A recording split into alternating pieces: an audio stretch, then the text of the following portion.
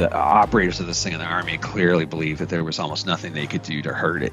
When you read the design criteria, like the reactor dynamics criteria, and the difference between what was supposed to happen in a procedure and what it took to blow the whole thing up in a millisecond, it's just shocking how low the margins were that were designed in it, just the poor design, how hazardous it was, and how written right into the procedures how dangerous it was. It's still shocking to me.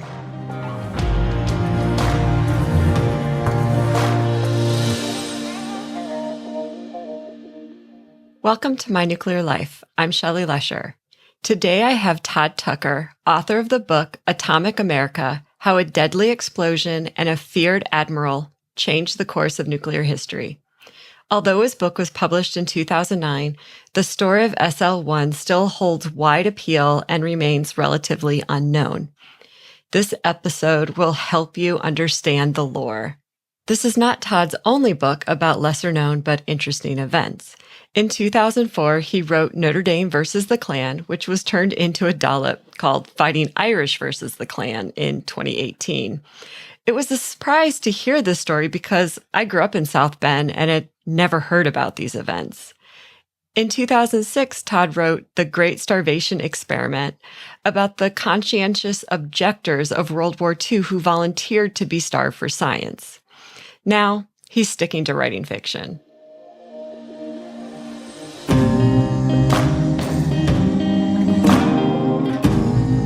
Todd and I sat down and discussed his time in the Navy, working on a nuclear sub, and the SL1 reactor at Idaho Falls. There are so many stories in the nuclear realm, and I think that you tell one that really captures the imagination because there's so little known about it. Yeah, which is surprising when you think like it's the only like bona fide fatalities we have, direct fatalities. And it's surprising. I wrote a book about Notre Dame and this riot between the Klan, and I came to that book kind of the same way, where I'd heard the folklore, which was different than reality, but it's kind of the same with SL1. Like, it's interesting, like the stories we tell ourselves and why.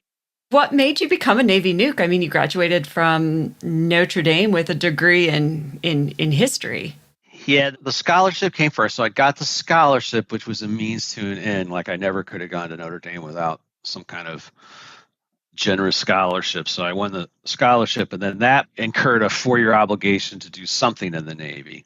And then I was at Notre Dame during the last days of the Cold War, and submarines and nuclear power were kind of seen as a glamorous, kind of cutting edge thing to do. It was the days of Hunt for Red October and all that. And just personally, like, the nukes that I encountered in my training seemed like kind of closest to being my people. So I went and interviewed. But yeah, I had to eat a lot of shit for being a history major. That's a very obviously engineering centric discipline. So it was like coming in there, like, I had to really justify my existence, and did all right, did just fine. With an eye towards that, I'd taken, physics and calculus and all that with an eye towards preparing for it. So I did just fine.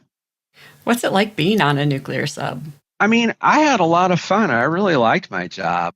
Wake up every day feeling like you're doing something really important. I mean, even if you reached a point where you thought the mission wasn't important, like let's say you thought that the Cold War was over, which it was arguably getting to that point when I was there, you still have to keep that big machine safe and all the people in it safe. And that's a big, complicated endeavor. So it was very, very fulfilling work for me. And it was actually fun. It was hard work, but I really liked my time on the boat. When you're a junior officer too, it's kind of, you're very much an operator. So you're doing the funnest part of the job. Like, the least fun parts, like all the administration and paperwork and all that, like I had the least share of that. Like, as a junior officer, we did the more fun things of actually operating the boat and operating the reactor. And so it was fun. What about the cramped quarters? I would argue, like, I had spent time on other types of ships, and I don't think it's that much worse. I mean, I don't think you don't get like a luxurious stateroom when you're a junior officer on any kind of ship. My father was on a World War II era destroyer in Vietnam, and he said that we had it pretty good compared to them. I don't know if that was true or not, but I mean, I never, like the whole claustrophobia thing, I never felt a twinge of that. I think like a different kind of claustrophobia, like just waking up and seeing the same 150 people every single day, all day for 100 days at a time. Like that gets old after a while, but the actual like physical cramps, like did never really bothered me. When you say nuclear sub, are you talking about how the sub is powered, or are you referring to heavy nuclear weapons on board? That's a very, very good question. When you say a nuclear submarine, that means that you're talking about the propulsion plant. That nuclear submarine may or may not have nuclear weapons. In the case of my boat, the entire mission of that platform was to carry nuclear missiles. And that, interestingly, that was one of the few pieces of information about the boat that wasn't classified, because it's a principle of strategic deterrence that for deterrence to work, people have to know about it. A secret can't deter anybody. We couldn't tell you how deep our submarine could go. That's one of the questions we always got, or how fast it can go. But if people, like somebody right off the sidewalk asked us if there were nuclear missiles on board, we'd be like, you bet there are. I'm sure you couldn't say where you were going or where you had been. No, but I mean, I was always on the West Coast. So, it was obvious for somewhere in the Pacific. What was the most interesting thing to have happened? It was all like, just like with the books you love, right? Like the most interesting part is always like the characters, right? So like there were lots of great people stories. And if like I tried to do this in one of my novels, like I tried to describe like this quote unquote like scariest thing to happen to me. And like the storytelling challenge is that you would get it because of your background. But if you were to tell somebody that had no background in it that like reactor water level was dropping a half inch an hour, that doesn't sound that scary unless you know what it means. And then it's really actually pretty terrifying. And if you're like alone on the boat and can't get a hold of the captain, and it was actually very, very scary, but it's hard. It doesn't sound that scary. It's not as scary as like an airplane losing altitude, or that kind of anybody can understand. So, but if you ask me to tell you like the 10 most interesting things happened, they would all be like around crazy things, personnel issues, which is always, I think that's probably true in any human endeavor, right? Yeah, probably. All right, so let's get to work here, which is, answering all my questions about SL1. So in researching for this podcast, there are so many stories that I've never come across, and SL1 is one which surprises me. Could you tell me about the National Reactor Testing Station, what it's about, and where it was located? Yeah, I mean, it was in kind of the remotest part of Idaho at the dawn of the nuclear age. Like the AEC foresaw it was going to need kind of a testing station. So they were looking at the federal government's vast inventory of like desolate Western places. And there was actually a competition all these Western states wanted. It reminded me of your plowshare story where like kind of everybody in Alaska really wanted this. It wasn't like they fought. Not everybody, but a lot of people that wanted it. And it was the same way. And there was a naval proving ground in Pocatello, Idaho, and nearby they had a firing range to test these big battleship shells. And that had been picked because it was remote and had a vast amount of land. So that was the area that won to be kind of the National Reactor Testing Station. And soon, all branches of the military-industrial complex were quickly represented there. All the biggest American companies that were involved, all of the branches of the military, and then the academic branch of the complex, represented by Argonne and the big universities. So everybody was there. What were the projects of all the different branches of the military? Yeah, everybody wanted a piece of the pie, right? Everybody thought nuclear was going to be the panacea to everything. So every branch of the military had its project. So the Air Force was going to build a nuclear-powered jet airplane. The Army was going to build semi-portable, mobile, small-scale nuclear power stations to power remote bases, particularly in the Arctic. And the Navy was going to build a true submarine, a nuclear-powered submarine, and they were all represented in Idaho. Well, I know there's only one of those things that's currently in existence.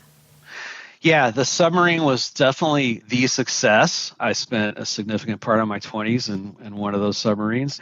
But in researching this, I was surprised at the success the Army had.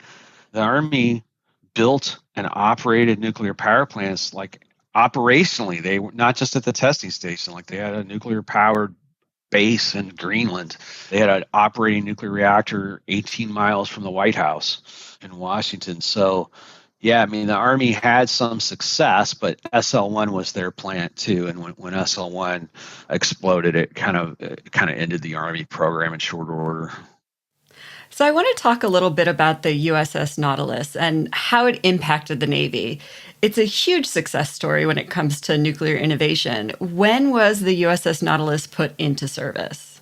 Well, hold on here. Let me get the exact numbers. Building a ship is even before nuclear power, it's a time-consuming process. Like when you build a ship, you have all these landmarks like laying the keel, commissioning, and then with the nuclear power, you have a whole bunch of different ones, like initial criticality and everything. The U.S. government ordered the Nautilus from Electric Boat in 1951. The keel was laid in June 1952. So the keel laying is like traditionally, that's really regards the start of construction. So that was 1952 is when the keel was laid. So what's special about a nuclear-powered sub? Like, why is it a big deal? Well, because that was always the limitation on submarines was, they have to come up for air if you're using some kind of internal combustion engine. But the most effective submarines we had up to that point, they were powered by a diesel generator, and then they could be run by a battery when they were beneath the surface. But at some point, they'd have to come up, and that's when a submarine became very vulnerable. It could be seen from the air, it could be seen from another ship. It was restricted in its maneuverability while snorkeling. So that was always like the Achilles heel of a submarine. Nuclear power requires no oxygen, so it could stay under conceivably forever, for months at a time. And not only that, but it can go places like under the North Pole where no submarine could go before. And in the Cold War, those places were very, very strategically significant. So it was a massive, massive technological and military breakthrough that was really the vision of kind of one guy that kind of willed it into existence, Admiral Rickover. All right. And if my Cold War movie watching is correct, nuclear powered subs are much quieter than diesel. It's interesting because they're quieter than a diesel engine running, but they're actually a little louder than a diesel submarine that's running on its battery. A diesel submarine that's running on its battery is very, very quiet. I mean, because you think all the components of a nuclear power plant, the pumps and the motors and all that like does make noise. But after the dawn of nuclear power, that's when that was really where the energy of engineering on submarines went into the quieting of them. And they are very, very quiet now. Could you speak briefly about the Air Force's product? How successful was the nuclear powered jet? It was a total and complete failure. It was incredibly expensive and never even kind of remotely came close to operationalizing. But it's a case study in kind of military procurement gone bad. GE was the major civilian contractor, and once they got involved, the thousands of employees, there were whole departments of the Air Force that had kind of bet their reputations on it. So we've seen this time and time again in this country. It's very, very hard to kill off a program of that scale once it gets going. But it never came close. Do you know what some of the problems were with trying to make it? I'm not an aeronautical engineer, nor am I a nuclear engineer, but it seemed like what it came down to is just the power to weight ratio, the amount of weight it took to create a shielded nuclear reactor to generate this power it was too much. They couldn't overcome that. So that seemed to be the bottom line. The Idaho site had many different organizations involved. You mentioned the Army, Navy, Air Force. There were universities and national labs. So who was actually in charge of the site? For all the Army problems, they did actually operationalize what they did. So there were a lot of overlapping kind of spheres of control. There were civilian contractors. SL1's a great example because it was an Army-run reactor. On the day it blew up in 1961, there were only 3 military guys on site, but it was run by a civilian contractor, Combustion Engineering, who I actually at one point trained on a reactor that was built by Combustion Engineering, but it had been not built by Combustion Engineering, it had been built by Argonne. So all of those entities were kind of represented. There was a lot of blame sharing when the investigation went down. All those parties were kind of pointing at the other, trying to hold each other responsible. So, and that was representative of the laboratory as a whole. There was just a lot of overlapping authority. Was the Atomic Energy Commission in there somewhere too? Yeah, yeah, they were. I mean, they have cognizance over all reactors. So tell me about SL1. Was it the first reactor that the Army worked on, or was there another one first? Yeah, no, they built one near Washington, D.C., Fort Belvoir. They built an operating reactor there for training. SL1 was distinguished in Idaho for being the smallest reactor on the whole place. It generated 200 kilowatts because it was designed to be small. So that's what it was designed for, was just a crew of 3 operators. It was also as a boiling water reactor. That was another design criteria to make it more compact and supposedly simpler to operate. So, but it was, other than being the smallest reactor on base, it wasn't kind of extraordinary in any other way. Okay, how big was it? Just to get a mental image of it, like what is the size? Part of the design criteria of the reactor was that no single component of it could be bigger than what could be fit in an airplane, because all this was, they envisioned transporting it to the Arctic. So I forget what the exact amount. I think the longest dimension any individual component could be was something like 20 feet, because it was designed to be brought like piecemeal on site and assembled, kind of bolted together on site. So that was an important kind of design consideration when Argonne built it. Okay, that seems like a great idea. Yeah, like I said, I mean, it worked. They did this in Greenland and put them together, and it worked without incident. In Greenland, was it an SL1 type reactor, or was it something completely different later on? Yeah, it wasn't SL1, but it was part of the same program. But it was, SL1 was designed to be even smaller. The L in SL1 was for low power because it was going to be even lower power. And one being the first. I think the one in Washington was SM1, M being medium, if I'm not mistaken. But I could go back to the memory banks for that.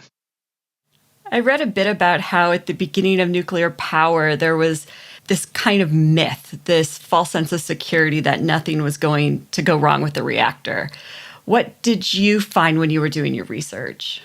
Yeah, I mean, I think, I don't know if it was deliberate or it's just something when you work on one of these things every day, that's something you just have to tell yourself, like that it's safe. But definitely, I mean, you hear the words thrown around all the time about inherent stability and fail safe. And so, yeah, I mean, it was always supposed to be part of the plan.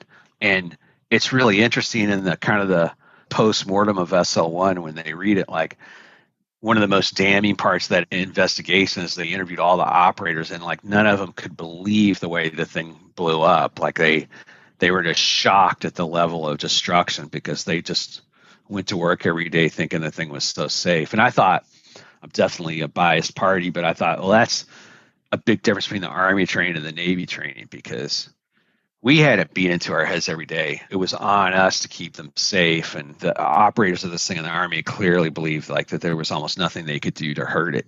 When you read the design criteria, like the reactor dynamics criteria, and the difference between what was supposed to happen in a procedure and what it took to blow the whole thing up in a millisecond, it's just shocking how low the margins were, that were designed in it, just the poor design, how hazardous it was, and how written right into the procedures how dangerous it was. It's still shocking to me.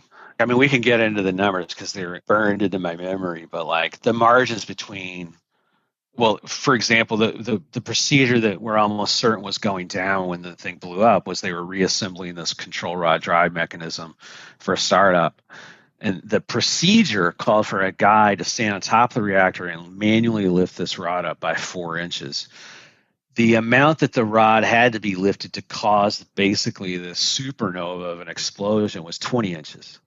So like it's a 16-inch margin for error, which, measure 16 inches sometimes not that great. And that was written into the procedure. Like they were supposed to lift it 4 inches. So yeah, it was just crazy design. When you say 16 inches, I guess I thought it was a bigger distance. Well, it's 16 inches is the difference between, like, the procedure called for them to raise the rod 4 inches. Like that's what they were supposed to raise it. At 20 inches is where the reactor blew up. So it's a 16-inch delta, which is not very much. And when you read the investigations and some of the kind of self-justifying by the contractors, like without referring to that distance, they talk about that distance as if it's like impossible to grasp. Like, how could this clearly had to be, they imply that it was deliberate or malicious. But if you think about it, like it's not that much. 16 inches, and especially if the rods were binding and they were hard to move around, and we can get into more of that later, but there were real problems in that reactor, and if it got jammed up and the thing stuck at 3 inches and you're trying to get a 4, like, it's not hard to grasp at all that it would go from 4 to 16 inches, especially when you're just doing it manually. It's not like there's a controller on it. It's just a guy standing there yanking this rod out of the core. It's crazy. What type of training did the reactor operators receive before running SL1 at Idaho Falls? So they would go to the Army's training facility for this, which was in Fort Belvoir near Washington, D.C., and they went through about a year-long training, similar to what the Navy nuclear training guys did as well before they got to Idaho. And then at Idaho, their training continued, but they weren't significantly more junior than what you would have had on a Navy reactor. And how much training did the oldest guy have that night? That's one of the things that a lot of times you hear, like, but they really weren't. What they were was they were significantly less supervised than a Navy crew would have been. The night SL1 blew up, it was 3 enlisted guys, the oldest of whom was 27 years old. And there was no one else on site. That would not have been the case on a naval reactor. It's a quirk of the staffing there. At the time, the oldest guy was McKinley, and he was actually the most junior. He'd only been on base a few weeks, just by kind of a quirk of when he enlisted and when he joined the program. So the oldest guy there actually happened to be the most junior. But all of them had been certified operators, like you could measure it in months, not years. Oh. So they had 3 operators that in total would have probably had certification of about a year? Yes, that's about right. Yep. Wow. So tell me what happened on the night of January 3rd, 1961 at SL1. So it was a convergence of a few things. They were starting the reactor back up after a holiday shutdown. So they were coming back to work. It was this Richard Legg and Jack Burns, who had kind of been rivals and been in various arguments leading up to this. It was the first shift they would work in which Legg was Burns' supervisor. Legg had just qualified supervisor. They had a lot of maintenance, as you would expect after a long holiday shutdown, but they were supposed to finish by starting the reactor up. And during that shift, Burns at one point took a phone call from his wife who told him that she wanted a divorce on that night. So there was a lot going on. In addition to that, the reactor, the SL1 reactor, had basically been kind of slowly falling apart because it was just poor design, poor maintenance. So these 3 men were grappling with that too. As part of the startup procedure, they had to reassemble the control rod drive mechanisms. The reactor, it was built for simplicity, only had 5 control rods. They were arranged like, if you picture a die that has a 5 on it. So there was a rod, and then one right in the center. The center rod, by virtue of its position, was highly, highly reactive, violating what would be considered a very basic tenet of reactor design today. You could start up the reactor by just pulling that single rod.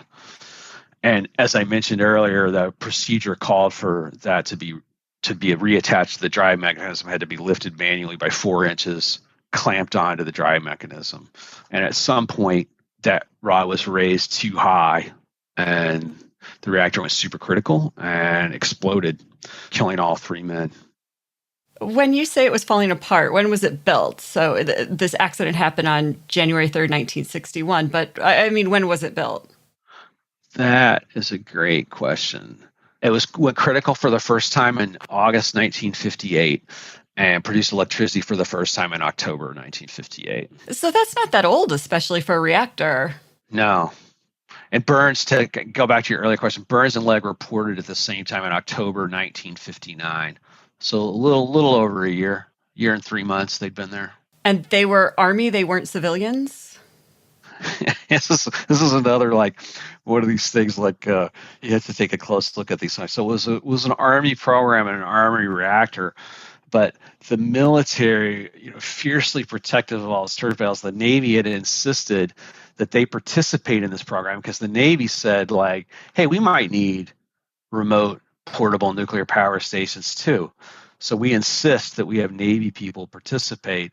So the Army acquiesced to that, but they insisted that it be Navy people from the CBs, the construction battalions, and that was explicitly to keep Rickover's hands off of it. They're like, we don't want Rickover taking control of this thing. So they said, we'll let Navy guys here, but they have to be CBs, not submariners. So Legg, who was the nominal supervisor that night, was actually a Navy guy. He was a CB. And that a lot of people are surprised to hear that because it's so identified with the Army, but Legg was a petty officer in the Navy. Oh, I mean, this is confusing. Yeah, it is. All right. So you have a 3-year-old reactor, which really isn't that old for a reactor, and it's falling apart. You have a really bad procedure where you can start the reactor going critical by just raising one rod. And you have 3 guys that don't really have that much experience. Did I get that right? In a procedure that has them manually lift this central control rod. I mean, to me, that's the most egregious part of it. Like, to design a reactor that poorly is one thing, but then to, like, in a procedure, tell a guy to stand on top of the reactor and lift that rod up, like, it's just shocking to me. So how big is the center rod? Like, why have other rods if you can control the reactor with just that one rod? It's like two sides of the same coin, right? Like if you have 5 of them, it gives you greater shutdown margin, like if all 5 are inserted. But the reason only 5 rods was they thought it, like fewer rods equals simpler reactor, which was like kind of the overarching design criteria. Like, let's keep this design simple. But you were asking how big it was. The rod weighed 84 pounds. And the postmortem of this thing, they did a lot of tests. They were like, they knew via physics calculations how high that rod had to be lifted and how fast it had to be lifted. Can a person of ordinary height and weight, could he even manually lift a rod that high? And they did it easily in every case. Like, it was not hard at all to lift that rod to the point of no return. So who ended up on top? Was it Legg? Well, that's controversial. I argue in the book that it was actually that it was Legg that was doing the lifting. In most kind of folkloric versions of the story, it's Burns, because Burns was kind of the designated problem child of the 3. So in any of the kind of murder, suicide, love triangle storylines that you hear of this, it's always Burns that decides he's going to kill himself and everybody in there by lifting the rod. Yeah, we're not at the salacious part of the story yet.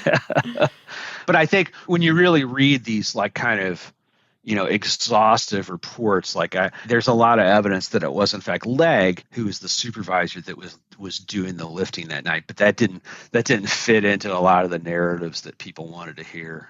Yeah, it's inconvenient. Yeah. Okay, so one of the guys is pulling up on the control rod 4 inches and then hooks it onto a drive shaft. Correct. You have to lift it 4 inches to attach it to this drive mechanism, which will then lift it and lower it the way it's supposed to be. But it has to be reattached. So why doesn't the drive shaft just go down the 4 inches so nobody ever has to manually connect the rod? There were a number of reasons. I think that during an extended shutdown, it was considered a best practice to have the rod unattached to the drive, because so then it couldn't be lifted. Like, it puts the reactor in kind of a more permanently shut down condition. The rods are fully lowered and they can't be raised. So instead of 4 inches, the rod goes up 20 inches. Yeah, 20 inches at least. Like, 20 inches was what they determined. Like, to achieve the kind of level of supercriticality that happened, it would have to go up 20 inches in like less than a second. I think they said it was like 80 milliseconds. Wow. So that's like a missile. Well, it's just a guy lifting it. Like I said, when they did these experiments, like, it wasn't that hard to do, to lift an 84-pound rod 20 inches, really not that hard. How do people find out there's been this sort of accident at the reactor? They had alarm systems, so there was a centralized fire alarm system. That was the kind of the first notification to go out. But there had been false alarms at SL1 before from the furnace room. It was the radiation meters all over base that started going off. Is when people started to realize there was a real problem. So the firemen come, and how did they realize something had happened? Well, they had radiation detectors that were pegged, and they could see that SL1 had no containment building. I mean, this was part of the, again, part of the design criteria. Like they weren't going to build containments, in the Arctic Circle, so they didn't want to build one. They thought it was unnecessary because of the low power of the reactor and because of the remote location. So the building was shattered and smoking. There were fires, and then of course, radiation was invisible, but was radiation contamination were everywhere. Were they prepared for that radiation? They had some nominal training and they had radiation instruments. They had enough training to know that this was a nuclear incident. I said, going back to like when it happened, people at first like weren't at all like this, the way I just described it, where basically, to simplify, someone lifted a rod too high and the reactor blew up. Like that wasn't at all clear at the beginning. Like some people thought that like there was a theory that it had been sabotaged, like explosives had been placed beneath the reactor, and it took a while to sort all that out. So at first it was just, like any disaster, nobody really knew what was going on. And when they first arrived, one of the first things they had to deal with was that McKinley, who'd only been there 3 weeks, like I said, he actually survived initially. So he lived for a couple of hours after, amazingly. Was he able to speak or was he unconscious? Yeah, no, he wasn't. But by virtue of his position, they think he was behind this big motor control panel that offered him some shielding and gave him a couple hours. But the other two men were dead instantly. And of course, Leg, and this is when you talk about like the folklore that was handed down, one of the elements of the story you always hear is that Leg was impaled to the control rod. It wasn't the control rod itself, it was the plug assembly, but close enough. It was a big metal rod, was ejected from the core and shot basically all the way through his body and pinned him to the ceiling of the building. And he was up there and he was so radioactive that they had to leave him there for 6 days while they figured out kind of how to get him down. I mean, that's the thing that captures people's attention in this story. Yeah. When I heard this story, which was, kind of handed down from reactor operator to reactor operator, like the elements of the story that I knew before I started research for that part, that someone had been impaled by a control rod, even though it actually wasn't a control rod, but he was impaled. I knew that part of the story. The love triangle part of it, yep. That's something that one of the first things you always hear. And then the fact that this confirms that the Army has no business operating nuclear reactors, that they should leave that in the hands of the Navy. That was always part of the story too. So those were kind of the highest level elements of the story I knew before I ever did any research. Well, the three elements I always hear are the impalement, the love triangle, and the goosing. Yeah. Well, and that was part of this, like, how could a guy come to raise a rod accident 16 inches higher? And that, Leg did have that history of like, kind of physically horsing around. I mean, he'd gotten in fights over it. And so that's part of the story you hear a lot. And then also the fact that those rods had been sticking for weeks and the problem had been getting worse. All right, let's go back to our timeline. They get out McKinley. Well, they get out two guys. Do they actually know who they are at first? No, and there was a lot of confusion. I mean, these bodies were so devastated by the violence of that explosion that it took them a long time to sort that out. And there's still people that will debate who was the one impaled. I mean, it wasn't clear cut till the very end. I mean, they can easily figure that out now with DNA. Well, you can't get to those bodies are all buried in lead-lined caskets surrounded by 20 feet of concrete now, so I don't think they could. So where did they take the bodies? Because they're so radioactive, you can't just take them to the hospital. They actually did autopsy and they took them elsewhere on base and did what they could, but it quickly became kind of an exercise in nuclear mitigation. I mean, the bodies were so radioactive that purely from an engineering point of view, that there was an argument to be made that those bodies should never be allowed to leave the base. It became a big public relations problem. Like the families were protesting. There were organizations that represented the workers in Idaho that were protesting. So they did eventually allow at least parts of those bodies to return home. So they went to their one in New York, one in Michigan, and then one's buried in Arlington. Why were the bodies so radioactive? I mean, it sounds silly, but I thought when you wash the particles off the body and remove the clothes that they're no longer radioactive. I mean, some of it was so long lived that they couldn't get to it all, and they had been just the force of that explosion had just penetrated their body so badly with debris and fuel, all that fuel, that reactor.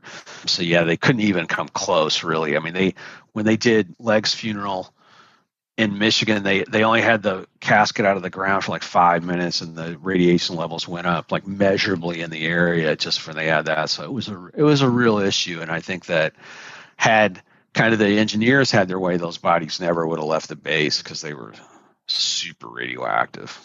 And stories were getting around about the autopsy too, which seemed to be like, I think the intentions were good, but it was kind of an exercise in butchery, and there was no way they could just bury these young men in 55-gallon drums like nuclear waste, which is what some people were arguing was the right thing to do.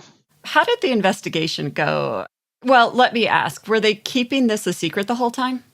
I actually thought, like, I went and read the local papers at the time, and I thought that, honestly, I thought they were pretty admirably straightforward. I mean, there were a lot of unknowns at the beginning, but I don't think it was a result of a cover-up. I think there was genuine confusion, and and plus you were dealing with a community where there were a lot of people that knew what they were talking about. I mean, this was kind of a nuclear boomtown. This was a pretty informed audience when you were talking about what can go wrong in a reactor. So I actually thought the contemporary accounts were pretty straightforward. They definitely said nothing to worry about here, no hazards, but I did think they were pretty straightforward about what had happened. Did the investigation start right away to figure out what had happened? Almost immediately, like the finger pointing started. Argonne, who designed the reactor, said, we gave you a perfectly good reactor. It was the operator's fault. Combustion Engineering, who had the operating contract, blamed the Army, and then the Army was blaming them. So it was a lot of kind of mutual finger pointing. If you follow kind of military disasters and investigations, like it almost always ends up they're saying it was operator error, and that's kind of where this one ended up. And that's why I dedicated the book to those three guys, because I thought that there's no question, was Jack Burns a screw up? Absolutely it was, like the record shows. But there is no way that those three guys should have been operating that reactor the way it was designed, with those procedures, the way they were written. It was just an accident waiting to happen. Not to mention that it was falling apart. But in addition to the bad procedures and the bad design, the thing was falling apart. So you say parts of the reactor were falling apart. Like, what were some of the major concerns that people had about the reactor?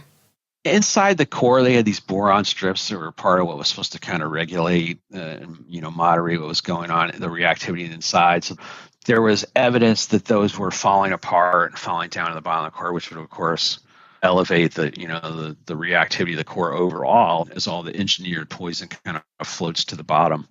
The rods themselves, which the rods of any reactor are kind of the major control and safety mechanism, they were getting stuck in their channels. So they weren't completely controllable, which is a major, major issue. And that problem was getting worse, indicative that something was falling apart in the core because they couldn't move the rods predictably. Were they having trouble with the center rod sticking, or just the other rods? Yeah, all the rods in general, but the center rod was of particular concern because just by virtue of its position, it was the most reactive. So any problem was magnified in that center rod. So what was the conclusion of the investigation? I mean, we've already spoken of this, that the center rod had been moved out too far. Yeah, and that's inarguable. Like, the center rod was withdrawn too far. The report more or less says that was due to operator error, and left it to conjecture whether that was malicious, whether that was murder-suicide, but that conclusion is kind of almost not debatable. The center rod was withdrawn too far, made the reactor go supercritical and explode. When I got into it, I thought, well, the procedures were bad, the design was bad, and then the reactor was falling apart, which could have, maybe instead of Richard Legg goosing Jack Burns when he was trying to pull that rod, maybe the thing was stuck and he was just trying to pulling harder to get it unstuck. I could see that happening. Okay, so to the goosing. Could you explain why the goosing comes into the experimental phase of the investigation and the report?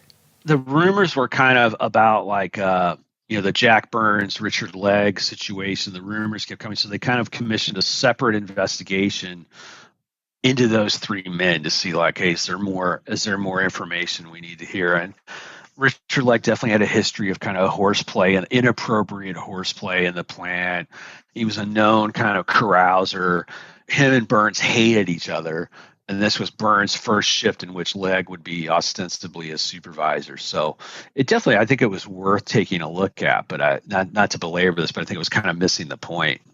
Like I think that there was probably a Jack Burns somewhere in the Navy program too. Is there a troubled 27-year-old with a marriage on the rocks somewhere else on base? Probably so. But you might want to build your reactors such that they don't blow up as a result of things like that. Where did the rumors start about the love triangle? I guess like most folk tales, it's hard to say exactly where it started, but it started right away.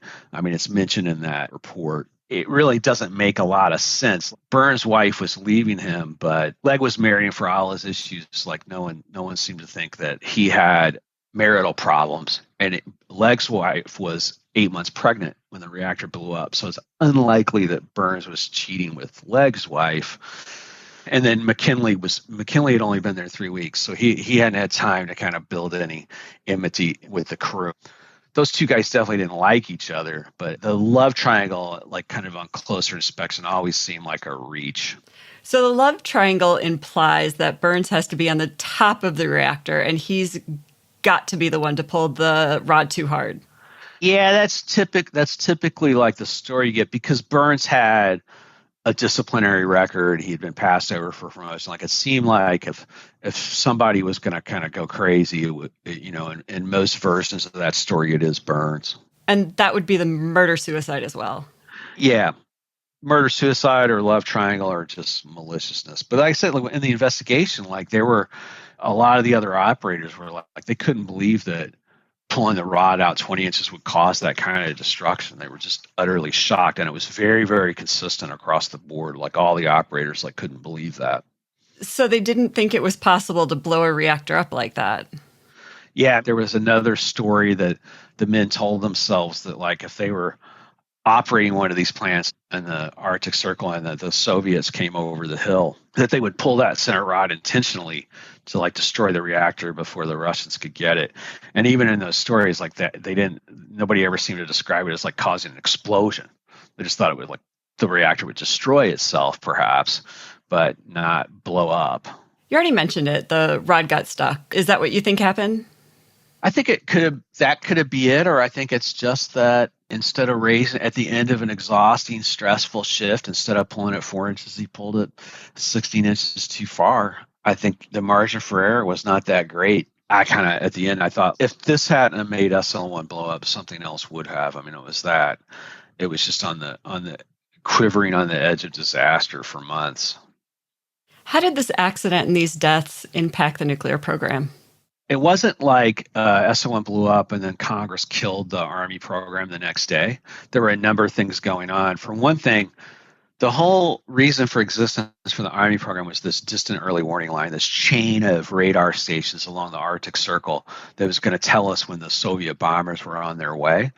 With the advent of ICBMs, it made that whole thing obsolete. The Russians could get to us without bombers. So the DEW line, the warning line, became obsolete, which kind of made these plants obsolete. And so the Army kind of wound down its program after that. It wasn't immediately, and SL1 wasn't like the reason they did it, but it was definitely a contributing factor.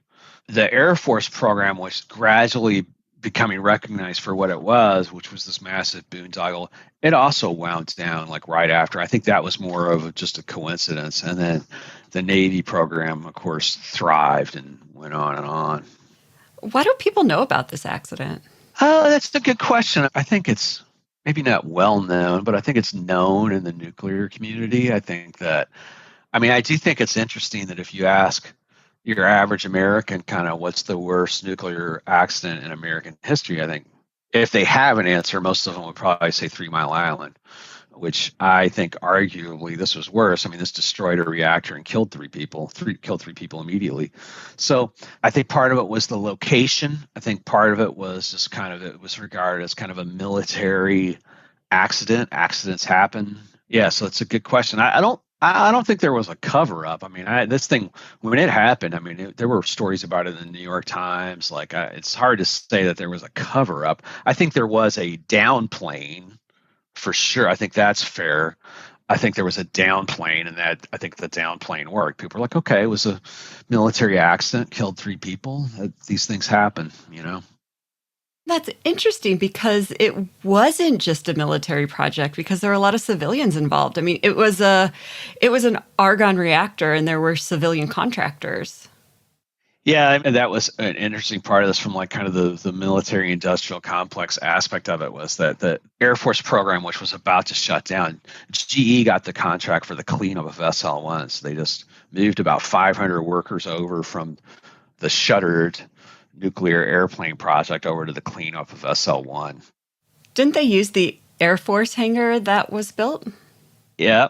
They built this massive hangar for the plane that was never built, and they used that to store a lot of the waste. But it was interesting to me in reading the SL1 cleanup. SL1 has been remediated about 3 separate times. Like it got cleaned up at the time, and they declared like, okay, it's good now, and then they did it again, and then when they did that, they actually remediated it to the point where they kept the buildings intact, and it was regarded as a worthwhile exercise. They're like, we need to learn how to do this. We need to learn how to like decontaminate things. So they did that, and those buildings stayed in use for years and years, and then there was a lot of radiation still there, hidden by a coat of paint or a few inches of concrete. So then they cleaned those buildings up. They leveled those buildings, and they said, okay, now it's really cleaned up. And then a few years go by, and then they made it a super fun site and cleaned it up once again. So it's gone through like 3 different kind of very expensive, thorough cleanups. Is the Idaho testing facility still there?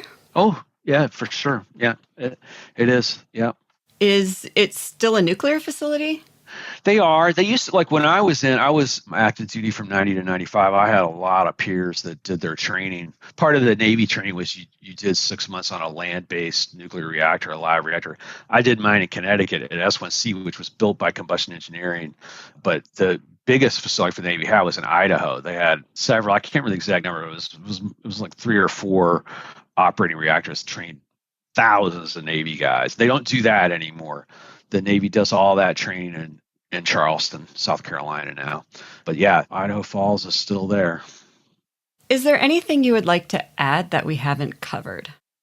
I would say at one point I think I made like ineffectively in the book is I think like, Admiral Rickover is seen as this kind of miracle worker, which he was, and he kind of willed this nuclear submarine into existence. But what I think is interesting looking back on this was like it wasn't Rickover's blind faith in technology that made that happen. In fact, Rickover was a real skeptic about technology, and he made sure that it was the people that were going to keep this safe. Like Rickover never lost sight of kind of the potential hazards and that to look at it cynically, if something went wrong, what that would do to his program. But he didn't rely on technology to save that from happening. He created almost this priesthood of operators that were going to keep his reactors safe, and it was really almost the opposite of faith in technology. He was going to put all the burden on his people, and he hand selected every officer in the nuclear program for as long as he was in charge of it. I think that that's an important point. Like it wasn't really faith in technology. He believed he was going to create this cadre of people that were going to keep it safe. That's exactly the opposite of SL1. Yeah, and I think it was a big difference in philosophies. Like the Army, like there was in the investigation, somebody said like, well, how come there were no like combustion engineering supervisors there when this happened? And the guy answered reasonably enough. He was like, look, the idea of these plants is that they're going to operate on these Arctic bases. Like that's how this is, they're not going to have guys from the contractor they're operating. I'm like, this is the design criteria. It's supposed to be run by a small crew of Army guys. So that was the difference instead of, like on a submarine where you had some young officer sitting in back babysitting that reactor day and night. Was that you? Yeah, it was. I guess that was really like, if I could get one point across, I think it's like, I think these poor guys, like, I think it was missing the point to look at like, who was the most screwed up of the 3 of them, and who might have had an axe to grind. Like there's no way that it should have been even possible that one guy with a grievance could put his hands on a control rod and yank the reactor into destruction. That was the problem with SL1. Yeah. I mean, it shouldn't matter if he wanted to. I mean, if you had a guy who wanted to enter into a murder suicide plan, he shouldn't have been able to. Right. Shouldn't be possible. Right. I mean, makes sense. And hopefully today's reactors are built so that if one thing goes wrong, it doesn't destroy the whole reactor. If you ask people, like if people are, people always want to look for kind of some redemptive part of the story, and like that, some people will say that one stuck rod criteria that did come out of SL1, this idea that you should never design a reactor where the motion of one rod can bring a reactor critical, and that is like that's a bedrock of reactor design now, and some will argue that was a result of SL1.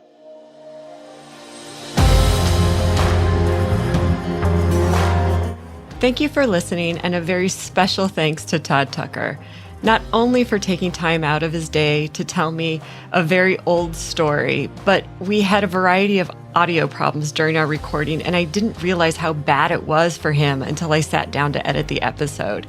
It never ceases to impress me how wonderful and giving the people in the nuclear community are. As always, thank you to Lexi Weghorn for her help with this podcast.